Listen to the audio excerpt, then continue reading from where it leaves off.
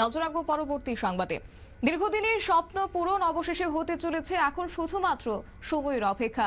অবশ্য শ্রী শ্রী সারদা দেবীর জন্মস্থান যে জায়গায় রামবাটির উপর দিয়ে রেল চলাচল হবে এবং রেলের তরফ থেকে তারকেশ্বর বিষ্ণুপুর রেলপথ প্রকল্পের অঙ্গ হিসেবে ইতিমধ্যে মাতৃ মন্দিরের আদলে জয়রামবাটি স্টেশনের টিকিট কাউন্টার সহ অন্যান্য পরিকাঠামো তৈরির কাজ প্রায় শেষের পথে।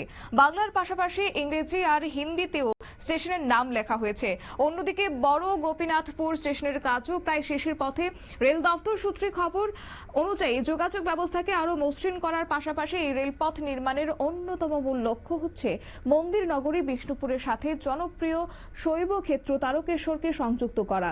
যদিও পুরো রেলপথ এখনই চালু না হলেও বিষ্ণুপুর জয়রামবাটির রেল চলাচল খুব শীঘ্রই চালু হবে বলে জানা গেছে। কি রয়েছে বক্তব্য শুনুন।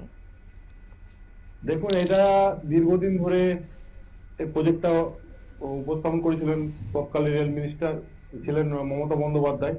মমতা বন্দ্যোপাধ্যায় এটা প্রস্তাবন করেছিলেন, কিন্তু দীর্ঘ টাইম পেরিয়ে গেছে। কিন্তু বর্তমানে জয়রামবাটিতে ট্রেন আসবে, কারণ শ্রী শ্রী মা একটা টাইম বিষ্ণুপুর হয়ে ট্রেন ধরে কলকাতায় যেতেন, কিন্তু বর্তমানে সেই মায়ের জায়গায় ট্রেন আসছে, মানে একটা বিরাটই একটা ব্যাপার।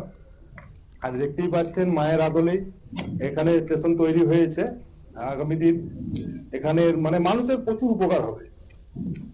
আর আপনার তীর্থযাত্রী যারা আসবে না, তা ওদেরও সুবিধা হবে, কারণ কলকাতার সাথে বিষ্ণুপুর কানেক্টেড হয়ে যাচ্ছে। ফলে আপনার যাতায়াতেরও সুবিধা হবে এবং যারা দর্শনার্থীরা আসবে তাদেরও সুবিধা, প্রচন্ড সুবিধা হবে। আমরা প্রচন্ড খুশি, কারণ এটা তো আমাদের সৌভাগ্য, জয়রামবাটিতে ট্রেন আসছে। আমরা জয়রামবাটি বাসী হিসাবে আমরা খুবই সৌভাগ্য।